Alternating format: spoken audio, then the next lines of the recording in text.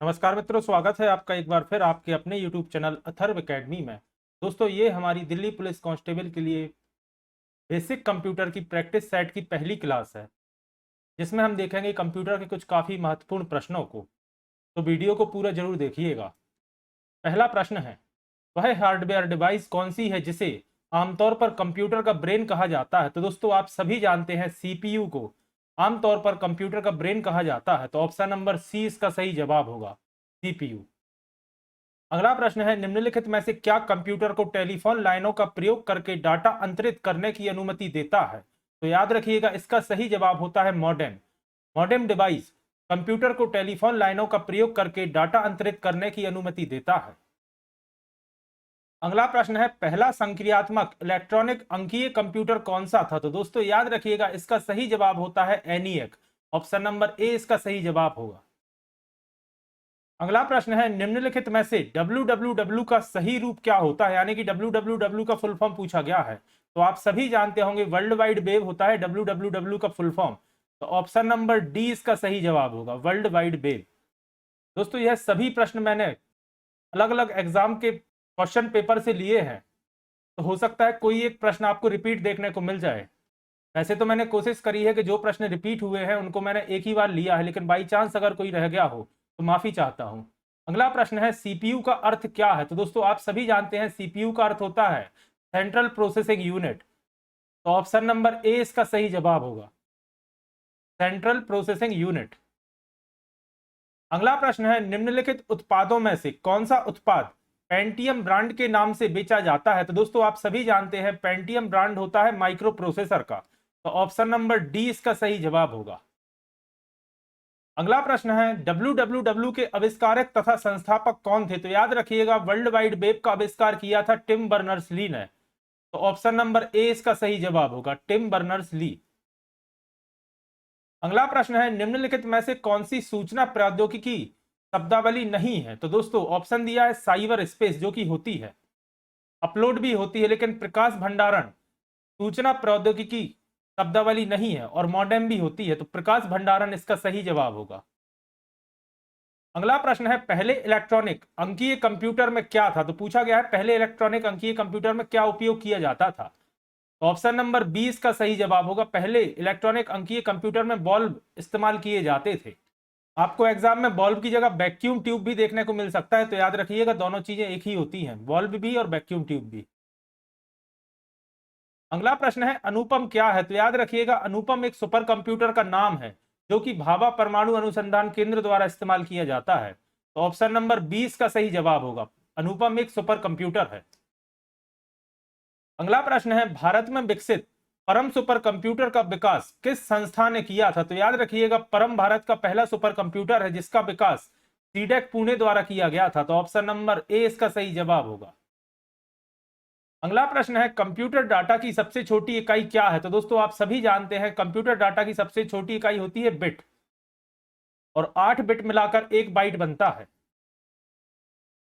अगला प्रश्न है, कंप्यूटर की स्थायी स्मृति को क्या कहते हैं? तो दोस्तों कंप्यूटर की स्थायी स्मृति को रोम कहा जाता है। तो ऑप्शन नंबर बी इसका सही जवाब होगा, और रोम का पूर्ण रूप होता है रीड ओनली मेमोरी, याद रखिएगा।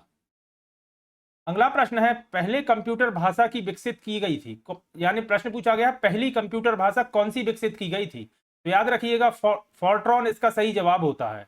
फॉर्ट्रॉन भाषा कंप्यूटर की पहली भाषा है जो विकसित की गई थी।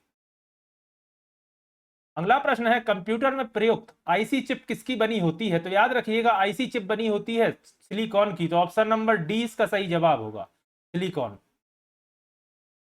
अगला प्रश्न है, लेजर प्रिंटर में निम्नलिखित में से कौन सा एक लेजर का प्रकार प्रयुक्त होता है? तो याद रखिएगा, डाई लेजर नहीं होता, गैस लेजर नहीं होता, अर्धचालक लेजर होता है। तो ऑप्शन नंबर सी इसका सही जवाब होगा। अगला प्रश्न है, पहला कंप्यूटर किसने बनाया था? तो याद रखिएगा, पहला कंप्यूटर फादर ऑफ कंप्यूटर के नाम से जाने जाने वाले चार्ल्स बेबेज ने बनाया था। याद रखिएगा, उस कंप्यूटर का नाम भी याद रखिएगा, उसका नाम था एनालिटिकल इंजन। अगला प्रश्न है, एमएस वर्ड का प्रयोग किया जाता है, ऑप्शन है चित्र डाटा संशोधन हेतु। तो दोस्तों याद रखिएगा, इसमें पावर पॉइंट या पेंट जैसे कुछ अन्य सॉफ्टवेयर इस्तेमाल किए जाते हैं। एमएस वर्ड का प्रयोग किया जाता है पद्यांश डाटा संशोधन हेतु। तो ऑप्शन नंबर बी इसका सही जवाब होगा। और संख्यात्मक डाटा संशोधन हेतु एमएस एक्सेल का प्रयोग किया जाता है, याद रखिएगा। अगला प्रश्न है ओसीआर का पूर्ण रूप क्या है? तो दोस्तों ओसीआर का पूर्ण रूप होता है ऑप्टिकल कैरेक्टर रिकॉग्निशन। तो ऑप्शन नंबर सी इसका सही जवाब होगा, ऑप्टिकल कैरेक्टर रिकॉग्निशन। अगला प्रश्न है निम्नलिखित में से किसे कंप्यूटर का पितामह कहा जाता है? तो जैसा कि अभी अपन ने डिस्कस किया, चार्ल्स बेबेज ने पहला कंप्यूटर बनाया था और चार्ल्स बेबेज को ही कंप्यूटर का पितामह या फादर ऑफ कंप्यूटर कहा जाता है। अगला प्रश्न है इंटीग्रेटेड सर्किट चिप का विकास किसने किया था? यानी कि पूछा गया है आईसी चिप का विकास किसने किया था या बनाया था? तो याद रखिएगा जेएस किल्बी ने आईसी चिप का विकास किया था या इंटीग्रेटेड सर्किट चिप का विकास किया था, याद रखिएगा। और सिलिकॉन की बनी होती है, यह भी याद रखिएगा। अगला प्रश्न है चुंबकीय डिस्क पर किस पदार्थ की परत होती है? तो याद रखिएगा चुंबकीय डिस्क पर आयरन ऑक्साइड की परत होती है। तो ऑप्शन नंबर ए इसका सही जवाब होगा, आयरन ऑक्साइड। अगला प्रश्न है किसी प्रोग्राम में बग क्या होता है? तो दोस्तों बग एक प्रकार का एरर होता है। तो ऑप्शन नंबर बी इसका सही जवाब होगा, बग एक एरर होता है। अगला प्रश्न है सुपर कंप्यूटर अन्य कंप्यूटरों से किस संदर्भ में भिन्न होते हैं? ऑप्शन है बहुत अधिक कीमत होती है, वातानुकूलन की समस्या होती है, परिकलन क्षमता एवं बृहत स्मृति भंडार होता है। तो याद रखिएगा परिकलन क्षमता एवं बृहत स्मृति भंडार होता है सुपर कंप्यूटर में, इस कारण से नॉर्मल कंप्यूटर से भिन्न होते हैं। अगला प्रश्न है जटिल वैज्ञानिक गणनाओं के लिए क्या प्रयोग किया जाता है? यानी कि कौन सी भाषा प्रयोग की जाती है? तो याद रखिएगा फॉरट्रैन भाषा का प्रयोग किया जाता है जटिल वैज्ञानिक गणनाओं के लिए। अगला प्रश्न है टैली सॉफ्टवेयर का प्रयोग किस काम में किया जाता है या किस काम के लिए किया जाता है? तो याद रखिएगा टैली का प्रयोग अकाउंटिंग के कार्य के लिए किया जाता है। तो ऑप्शन नंबर डी इसका सही जवाब होगा, अकाउंटिंग। अगला प्रश्न है डिजिटल कंप्यूटर का कार्य पद्धति किस सिद्धांत पर आधारित होता है? ऑप्शन है केवल तर्क पर, इलेक्ट्रॉनिक परिपथ पर, गणना एवं तर्क पर या मापन पर। तो याद रखिएगा डिजिटल कंप्यूटर का कार्य पद्धति गणना एवं तर्क पर आधारित होती है। तो ऑप्शन नंबर सी इसका सही जवाब होगा। अगला प्रश्न है एमएस वर्ड 2007 में वर्ड आर्ट विकल्प कहां रहता है? तो याद रखिएगा वर्ड आर्ट विकल्प इंसर्ट मेन्यू में रहता है। तो ऑप्शन नंबर बी इसका सही जवाब होगा, इंसर्ट मेन्यू। अगला प्रश्न है एमएस एक्सेल में रिकॉर्ड को अल्फाबेटिकली लगाने के लिए किसका प्रयोग किया जाता है? तो आप सभी जानते हैं सॉर्ट मेन्यू का प्रयोग किया जाता है एमएस एक्सेल में रिकॉर्ड को अल्फाबेटिकली लगाने के लिए। अगला प्रश्न है मेन साइट से भुगत साइट की तरफ नेटवर्क ट्रैफिक को भेजने के लिए भेजने की प्रक्रिया क्या कहलाती है? तो दोस्तों यह प्रक्रिया कहलाती है फिशिंग। इधर स्पेलिंग मिस्टेक है, फिशिंग होता है PHI SHING, ऑटो करेक्ट के कारण हो जाती मिसप्रिंट, यहां पर फिशिंग इस तरह होता है PHI से। अगला प्रश्न है क्लाइंट सर्वर आर्किटेक्चर में पीसीज किसके मेंबर होते हैं? तो याद रखिएगा यह सभी डोमेन के मेंबर होते हैं। क्लाइंट सर्वर आर्किटेक्चर में पीसीज डोमेन के मेंबर होते हैं। अगला प्रश्न है इनमें से कौन सी एक OSI मॉडल की थर्ड लेयर है? तो दोस्तों आप सभी जानते होंगे OSI मॉडल में 7 लेयर होती है और इन्होंने पूछा है थर्ड लेयर कौन सी है? तो याद रखिएगा OSI मॉडल में थर्ड लेयर होती है नेटवर्क लेयर। तो ऑप्शन नंबर डी इसका सही जवाब होगा। अगला प्रश्न है रिमोटली किसी डिवाइस से जुड़ने में कौन सी प्रोटोकॉल का प्रयोग होता है? तो याद रखिएगा रिमोटली किसी डिवाइस से जुड़ने में टेलनेट प्रोटोकॉल का प्रयोग होता है। TCP का पूर्ण रूप होता है ट्रांसमिशन कम्युनिकेशन प्रोटोकॉल और IP का मतलब होता है इंटरनेट प्रोटोकॉल, याद रखिएगा। अगला प्रश्न है बायोमेट्रिक एक किसका उदाहरण है? तो दोस्तों बायोमेट्रिक एक इनपुट डिवाइस का उदाहरण होता है। तो ऑप्शन नंबर ए इसका सही जवाब होगा, बायोमेट्रिक एक इनपुट डिवाइस का उदाहरण है। अगला प्रश्न है किसका प्रयोग करके कंप्यूटर को अनाधिकृत पहुंच से बचाया जा सकता है या बचाया जाता है? तो याद रखिएगा फायरवॉल का प्रयोग करके कंप्यूटर को अनाधिकृत पहुंच से बचाया जाता है। अगला प्रश्न है वह मेमोरी जो बार बार प्रयोग में आने वाले डाटा को स्टोर करती है उसे क्या कहते हैं? तो दोस्तों उसे ही कैच मेमोरी कहा जाता है। तो ऑप्शन नंबर सी इसका सही जवाब होगा। अगला प्रश्न है सॉफ्टवेयर जिसमें परिवर्तन किया जा सकता है उसे क्या कहते हैं? तो दोस्तों याद रखिएगा ओपन सोर्स सॉफ्टवेयर में परिवर्तन किया जा सकता है तो उसे ओपन सोर्स सॉफ्टवेयर कहा जाता है। अगला प्रश्न है डाटा रिडंडेंसी क्या दर्शाती है? तो दोस्तों data redundancy duplication of data दर्शाती है, तो ऑप्शन नंबर बी इसका सही जवाब होगा, डुप्लीकेशन ऑफ डाटा।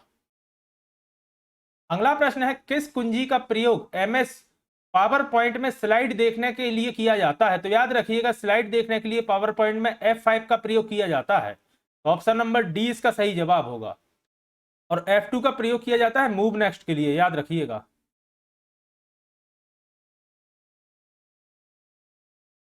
अगला प्रश्न है किसमें सीक्वेंशियल एक्सेस मेथड का प्रयोग किया जाता है? तो याद रखिएगा टेप ड्राइव में सीक्वेंशियल एक्सेस मेथड का प्रयोग किया जाता है। अगला प्रश्न है एसक्यूएल का पूर्ण रूप क्या है? तो दोस्तों एसक्यूएल का पूर्ण रूप होता है स्ट्रक्चरल क्वेरी लैंग्वेज, तो ऑप्शन नंबर सी इसका सही जवाब होगा, स्ट्रक्चरल क्वेरी लैंग्वेज। याद रखिएगा एसक्यूएल अधिकतर पूछा जाता है, चाहे तो आप इसे स्टार मार्क भी करिएगा। अगला प्रश्न है इनमें से किस चैनल में संदेश का प्रवाह दोनों दिशाओं में होता है परंतु कभी भी एक समय में नहीं होता? तो याद रखिएगा यह है हाफ डुप्लेक्स का उदाहरण, जिसमें दोनों दिशाओं में संदेश प्रवाह होता है लेकिन एक समय में सिर्फ एक साइड से होता है। इसका एग्जाम्पल होता है वॉकी टॉकी, जहां एक बार में एक तरफ से सिग्नल जाता है, फिर जब पहुंच जाता है तब दूसरी तरफ से दूसरा सिग्नल आता है। फुल डुप्लेक्स में दोनों तरफ से एक साथ हो सकता है, जैसे कि मोबाइल या टेलीफोन। सिंप्लेक्स में होता है सिर्फ एक वन साइडेड, एक दिशा से, जैसे कि केबल टीवी या इंटरनेट, इस तरह से। अगला प्रश्न है माइक्रोसॉफ्ट प्रोजेक्ट सॉफ्टवेयर का किसका उदाहरण है? ऑप्शन है व्यक्तिगत वित्त, customer relationship management, project management या पर्सनल इंफॉर्मेशन मैनेजमेंट। तो याद रखिएगा Microsoft project software project management का उदाहरण होता है, तो ऑप्शन नंबर सी इसका सही जवाब होगा। अगला प्रश्न है मैप क्वेस्ट तथा याहू मैप सॉफ्टवेयर किसके उदाहरण है? तो दोस्तों यह वेब आधारित एप्लीकेशन के उदाहरण है, तो ऑप्शन नंबर डी इसका सही जवाब होगा।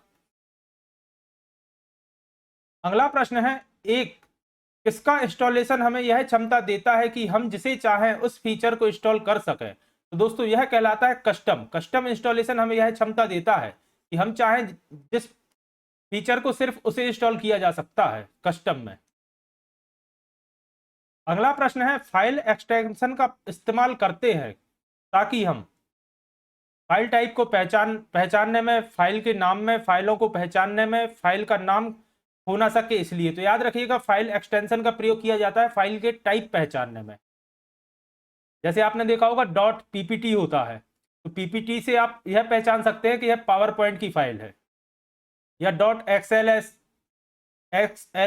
है, तो आप पहचान सकते हैं कि यह एक्सेल की फाइल है।